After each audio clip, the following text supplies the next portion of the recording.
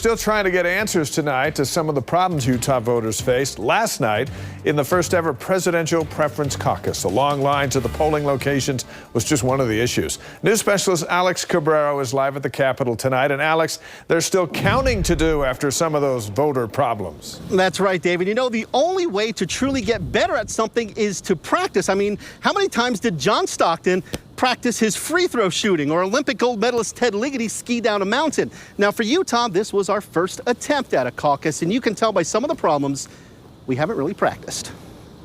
It's not even 1 hour, bud. We can't vote. Is that what you're telling us? You cannot vote. Okay. I am calling it closed. Places closing early, long lines, not enough ballots. Utah's voting problems made national news. You would think that these election officials and party officials would prepare for long turnouts. We've had Maine caucuses, Iowa. I mean, you've had many of these states run out of ballots over the last couple of weeks. They should have been prepared. But even with all that, Utahns still wanted to vote. We went down this block, and then we actually got in line right after another turn. On the Democratic side, party leaders originally printed 40,000 ballots, then printed another 25,000 in the past week with new voters registering.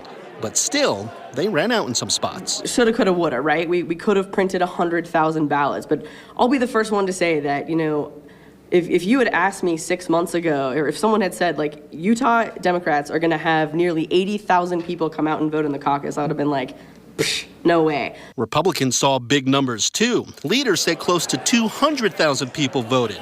But some were worried about how the votes were kept. The paperwork, once it was turned in, was just sitting in a box under a table.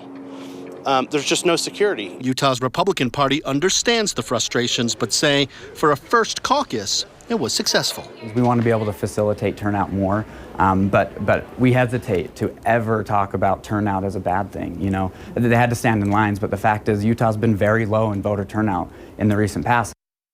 Now, some on the Democratic side say that the state should have handled the elections, not the individual parties. But the lieutenant governor says it's not their caucus to run. They only handle the primaries. And by the way, Dave, that guy in the beginning of our story who was turning away voters, he says turning them away at that certain time, those are the rules. He had to turn them away, but maybe next time around, looking at a closing time is something they can look at. Back to you. Yeah, a lot of lessons learned, let's hope. Alex Cabrero up at the Capitol tonight. Thank you, Alex. Deanie? Well, we do know which